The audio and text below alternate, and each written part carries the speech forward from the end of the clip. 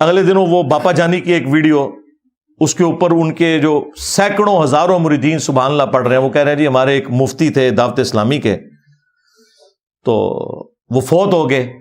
ان کی قبر کے اوپر ایک مدنی قافلہ حاضری کے لیے گیا، تو کہتے ہیں اندر سے قرات کی آواز سنائی دے رہی تھی اور زہر کی نماز تھی.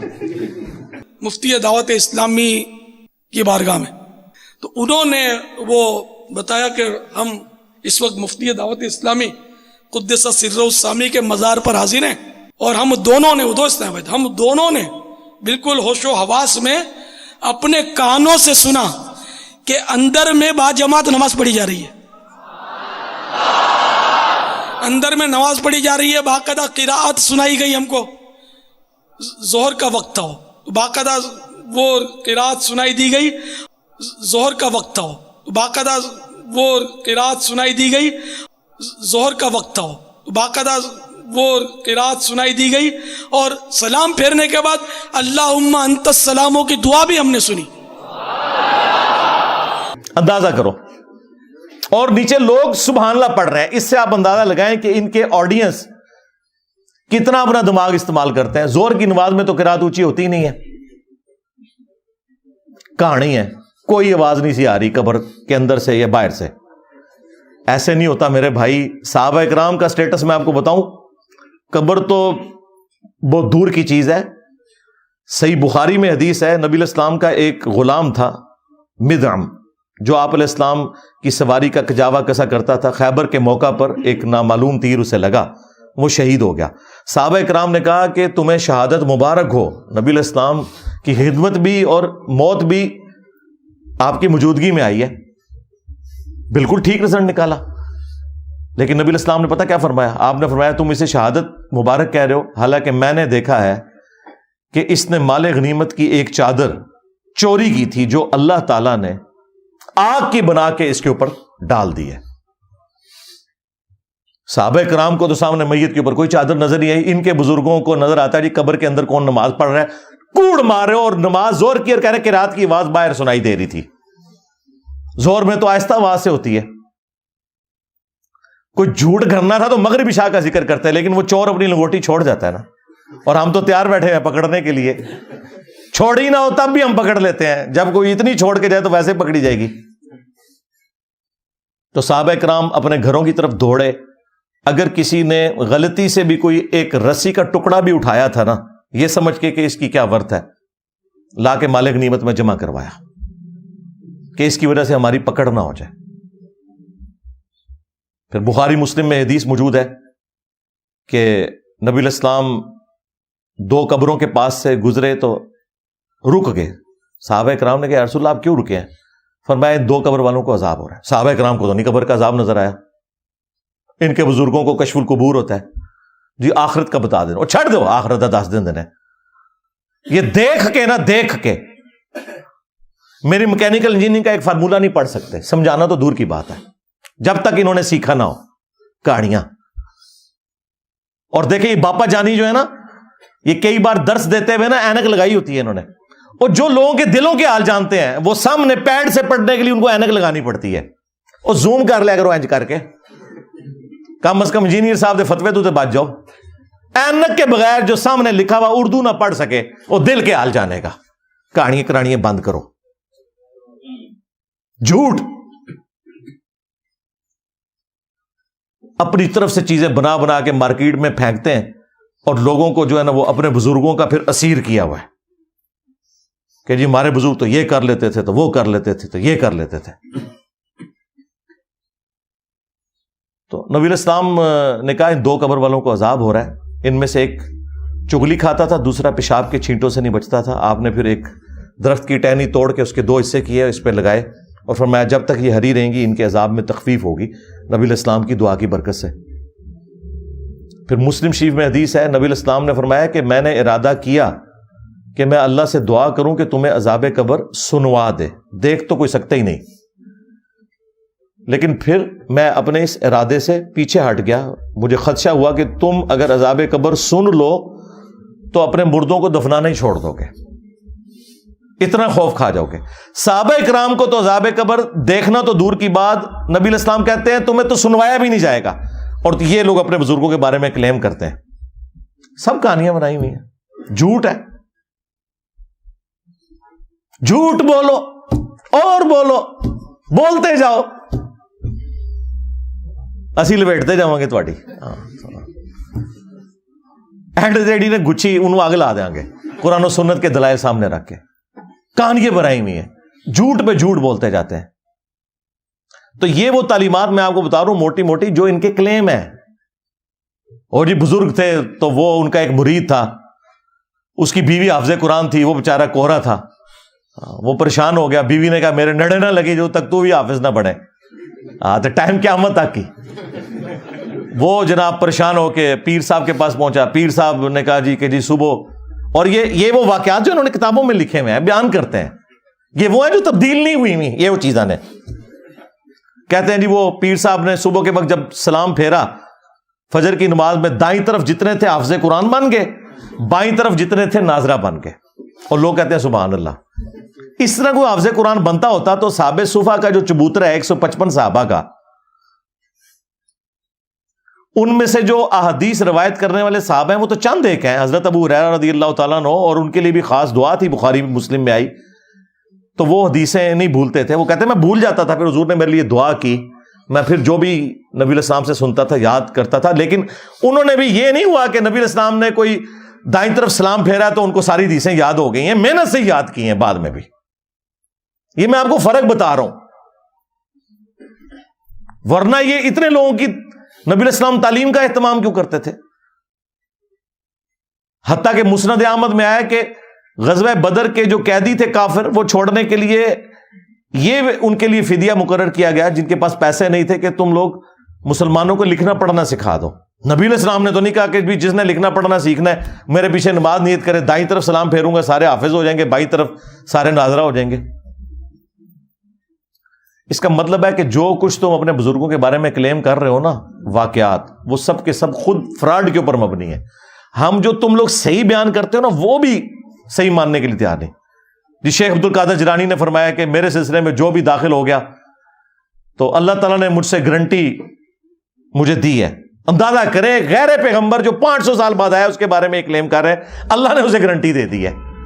رسول اللہ کے بعد جو کہہ رہے ہیں نا مجھے اللہ نے گارنٹی دی ہے, تو سمجھ لو کہ اے مسلمہ کذاب دا چھوٹا پراج ہے, خواہ غلام القادیانی دجال ہے یا کوئی اور ہے. ہم نہیں کہتے کہ عبد القادر جیلانی نے یہ کہا ہوگا, لیکن ان کی ضد ہے. ہم کہتے ہیں اگر ضد ہے تو لو سامو, پھر فتوا لو ساڈے کو.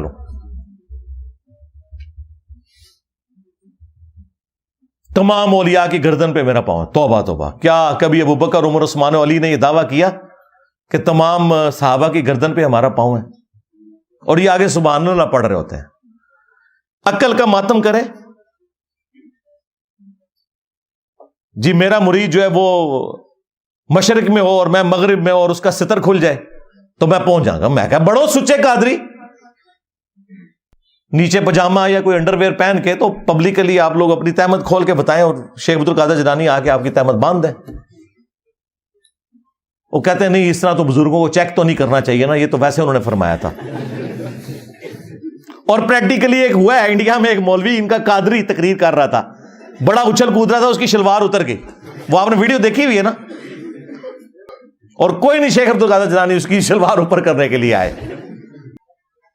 سارے مریدوں کو جنت میں ساتھ لے جاؤں گا. اللہ کے بندو تم نے قرآن و حدیث پڑھا ہی نہیں ہوا. سورہ الشعراء میں جب وہ آیت نازل ہوئی کہ اپنے قریبی رشتہ داروں کو ڈر سنائیے, تو بخاری اور مسلم دونوں میں یہ حدیث موجود ہے. نبی علیہ السلام نے اپنے چچا عباس کو مخاطب کیا, اے نبی کے چچا عباس, میرے مال سے جو لینا ہے لے لے, اگر اللہ کے حضور پکڑا گیا تو میں تیرے کچھ کام نہیں آؤں گا. اے نبی کی پھوپھی صفیہ, میرے مال سے جو کچھ لینا ہے لے لے, اگر اللہ کے حضور تو پکڑی گئی تو میں تیرے کچھ کام نہیں آؤں گا. اے نبی کی بیٹی فاطمہ, میرے مال سے جو تو نے لینا ہے وہ لے لے, اگر اللہ کے حضور تو پکڑی گئی تو میں تیرے کچھ کام نہیں آؤں گا. اندازہ کریں. اور ادھر یہ لوگ کہتے ہیں جی ہم اپنے مریدوں کو بھی ساتھ لے کے جائیں گے جنت میں, اس وقت تک جنت میں داخل ہی نہیں ہوں گے. اللہ سے ڈر جاؤ. یہ تکبرانہ جملے کہ اولیاء کی گردن پہ میرا پاؤں ہے, اچھا پھر یہ بھی یہ پورا قصیدہ ان کی طرف قصیدہ غوثیہ منسوب کیا ہوا ہے، اور وہ پیر میر علی شاہ صاحب کے دربار کے اوپر نا جمعے کے دن مصطفیٰ جان رحمت پہ لاکھوں سلام تو کبھی کبھار ہی پڑھا جاتا ہے، قصیدہ غوثیہ برل وہاں پہ پڑھا جاتا ہے. یہ قیامت تک سورج جو طلوع ہوگا وہ مجھے میری اجازت سے طلوع ہوگا، مجھے بتائے گا کہ کیا کچھ ہونا ہے. پتہ نہیں کیا کچھ کہانیاں لکھی ہیں نے، مطلب وہ جو کوئی صحابی بھی نہیں سوچ سکتا اپنے بارے میں. تو یہ ساری کی ساری باتیں کرنے کے بعد پھر میں بولوں کہ نہ بولوں کہ میرے نبی سا ہے ہی کوئی نہیں، بابے تھے شے ہی کوئی نہیں. کیونکہ یہ جتنے میں نے 7-8 واقعات آپ کو بابوں کے بتائے ہیں نا، اس کے مقابلے میں قرآن و سنت کی تعلیمات بتائی ہیں. تو اب میں حق بجانے میں ہوں یہ کہنے میں کہ نبی کے جیسا ہے ہی کوئی نہیں، بابے تھے شے ہی کوئی نہیں. جو چیزیں نبی الاسلام ان کے صحابہ کے لیے نہیں ہے، تم نے بابوں کے لیے کلیم کی ہیں. تو ہم کہہ رہے ہیں نا یہ ہم بابوں کو توہین کے طور پہ نہیں کہہ رہے. اور ویسے بھی تم نے ہمیں خود یہ کہانی پڑھائی ہوئی تھی کہ جی کوئی بڑے سے بڑا غوث کتب ابدال ہو، وہ کسی صحابی کے گھوڑے کے قدموں کی خاک جو گھوڑے کے نتنوں میں بیٹھے، یہ جو ایک کہانی پوری انہوں نے بنائی ہوئی ہے، کولوئی بنائی ہوئی ہے. چلیں یہ تو مانتے ہیں اس کہانی کو، اس کے برابر نہیں ہو سکتا. تم تو کہتے ہو کہ غوث کتب ابدال یعنی تمہارے بابے صحابہ کرام کے گھوڑے کے قدموں کی خاک کے برابر بھی نہیں ہے. جانوروں سے بدتر سمجھتے ہو غوث کتب ابدال کو، تم ظاہر ہے جانوروں سے بدتر سمجھ رہے. ہم تو اس بات کو نہیں مانتے. کوئی بھی جانور کسی مسلمان سے افضل نہیں ہو سکتا. بہرحال تم کہتے ہو کہ وہ ان گھوڑوں کے قدموں کی خاک جو ہے نا وہ افضل ہے تمہارے غوث کتب ابدال سے. تو میں تو چھوٹی بات کر رہا ہوں، بابے تشائی کوئی نہیں. مجھے تو کہنا چاہیے کہ ابو بکر عمر عثمان و علی جیسا ہے ہی کوئی نہیں. تیرے بابے تشائی کوئی نہیں، تیرے بابے تھے ابو بکر عمر عثمان و علی کے گھوڑے کی خاک کے مقابلے میں بھی شاہی کوئی نہیں. مجھے تو یہ بولنا چاہیے. تو بڑا ہلکا جملہ بول رہا ہوں، رجوع کراں پھر میں دیتے بھی جی بابے تے شاہی کوئی نہیں، بابے تے شاہی کوئی نہیں. جی آئے دن انجینئر صاحب نعرہ لگاتے ہیں. تم نے یہ نعرہ لگایا ہوا ہے نا کہ کوئی غوث کتب ابدال جو ہے وہ کسی صحابی کے گھوڑے کے قدموں کی خاک کو نہیں پہنچ سکتا. خود سے ایک جعلی کہانی. ہاں یہ ضرور ہے حدیث ابو داؤد کے اندر، جب مولا علی علیہ السلام کے اوپر سب و شتم کروا رہے تھے بنو امیہ کے لوگ کر رہے تھے، حضرت مغیرہ ابن شعبہ کی موجودگی میں، وہ گورنر کوفہ تھے، وہ اپنے سامنے کروا رہے تھے. مسند احمد میں بھی موجود ہے، جدھر پھر ان کو بڑا غصہ آیا حضرت سعید ابن زید کو جو عشرہ مبشرہ میں سے تھے اور حضرت عمر کے وہ بہنوئی تھے. انہوں نے کہا اوے مغیرہ، اوے مغیرہ. اور ایک روایت میں آتا ہے اس ظالم کو دیکھو اپنے سامنے ایک جنتی کے اوپر لعنت کروا رہا ہے. تو انہوں نے کہا کہ نبی کے صحابی کے سامنے یہ ہو رہا ہے کہ ایک جنتی شخص کے اوپر لعنت کروائی جا رہی ہے. میں نے خود رسول اللہ سے سنا تھا ابو بکر جنت میں، عمر جنت میں، عثمان جنت میں، علی جنت میں، طلحہ جنت میں. عشرہ مبشرہ والی انہوں نے حدیث سنائی اور انہوں نے کہا کہ یاد رکھنا تم بعد کے لوگ جتنے ہو نا، تمہیں عمر نو بھی مل جائے نا، تو جو نبی کا صحابی نبی صلی اللہ علیہ وآلہ وسلم کے ساتھ جہاد میں شریک رہا اور اس کے چہرے کے اوپر گرد آ گئی، مٹی، اس جہاد کی وجہ سے، تو کوئی شخص جو ہے عمر نو بھی اسے مل جائے نا، وہ پوری زندگی نیک اعمال کرتا رہے نا، وہ صحابی کے برابر نہیں ہو سکتا. حدیث میں یہ تھا کہ جس صحابی کے جسم پہ گرد آ جائے جہاد کرنے کی وجہ سے، اس صحابی کے برابر، عمر نوح کے برابر بھی کسی کو عمر مل جائے، وہ نیک اعمال کرتا رہے، نہیں پہنچ سکتا. انہوں نے کہانی بنا دی کہ جی گھوڑے کے قدموں کی خاک کے برابر بھی نہیں. جو صحیح بات ہے وہ میں نے آپ کو بتائی ہے کیا موجود ہے. تو جب تم کہو کہ کوئی بڑے سے بڑا غوث کتب ابدال کسی صحابی کے گھوڑے کے قدموں کی خاک کے برابر نہیں، تو تم خود ہی کہہ رہے ہو نا بابے شاہی کوئی نہیں. ہم تو پھر بھی بہت بڑی بات کر رہے ہیں کہ نبی کے جیسا ہے ہی کوئی نہیں، بابے تھے شاہی کوئی نہیں. تم نے تو یہ پڑھایا ہوا ہے کہ صحابی کے گھوڑے کی خاک جیسا ہے ہی کوئی نہیں، بابے تھے شاہی کوئی نہیں. تو میرا نعرہ تم سے بہتر ہے اللہ کے فضل سے، لیکن توجہ نہیں تھی. صلو علی محمد وآل محمد، اللہم صلی علی محمد وعلی آل محمد واصحاب محمد وازواج محمد وامت محمد اجمعین الی یوم الدین آمین. اللہم انی اسألک بانک انت اللہ لا الہ الا انت الاحد الصمد الذی لم یلد ولم یولد ولم یکن له کفوا احد. اللهم صل على محمد وعلى آل محمد. ربنا آتنا في الدنيا حسنة وفي الآخرة حسنة وقنا عذاب النار. ربنا آتنا من لدنك رحمة وهيئ لنا من أمرنا رشدا. لا إله إلا أنت سبحانك إني كنت من الظالمين. اللهم اغفر لحينا وميتنا وشاهدنا وغائبنا وصغيرنا وكبيرنا وذكرنا وأنثانا. اللهم من أحييته منا فأحيه على الإسلام ومن توفيته منا فتوفه على الإيمان. اے اللہ، جن جن بھلائیوں کا سوال تیرے محبوب صلی اللہ علیہ وآلہ وسلم نے تجھ سے کیا، ہمارے حق میں، ہمارے ماں باپ کے حق میں، ہمارے بیوی بچوں کے حق میں، پوری امت کے حق میں قبول و منظور فرما. جن جن چیزوں کے شر سے تیرے محبوب علیہ السلام نے تیری پناہ طلب کی، تمام مسلمانوں کو ان چیزوں کے شر سے اپنی پناہ عطا فرما. بالخصوص فلسطین کے مسلمان، کشمیر کے، چائنا کے، انڈیا کے، افغانستان کے، یمن، عراق، شام، پاکستان، جہاں کئی مسلمان کس پرسی کی زندگی گزار رہے ہیں، غیب سے ان کی عزت، آبرو، جان و مال کی حفاظت فرما. اے اللہ، ہمیں کتاب و سنت کی تعلیمات پر عمل کر کے دوسرے بھائیوں تک پہنچانے کی توفیق عطا فرما. اے اللہ، جو مسلمان فوت ہو چکے ان کی مغفرت فرما، جو زندہ ہیں قبر و آخرت کی تیاری کرنے کی توفیق عطا فرما، جو بیمار ہیں انہیں شفاء کلی عطا فرما. حاضرین کے دلوں میں جو جو نیک اور جائز دعائیں ہیں قبول فرما. تمام مسلمانوں کی تمام دینی، دنیاوی، جسمانی، روحانی، ظاہری، باطنی پریشانیاں، تکلیف، مصیبتیں، دکھ تر، بیماریاں، دشواریاں دور فرما. اے اللہ، ہمارے ملک پاکستان کی خیر فرما، پورے عالم اسلام کی خیر فرما. عالم اسلام کو اندرونی اور بیرونی خطرات سے محفوظ فرما. سبحان ربک رب العزت عما یصفون وسلام علی المرسلین والحمد للہ رب العالمین وصلی اللہ علی النبی الکریم وعلی آلہ واصحابہ اجمعین الی یوم الدین. آمین.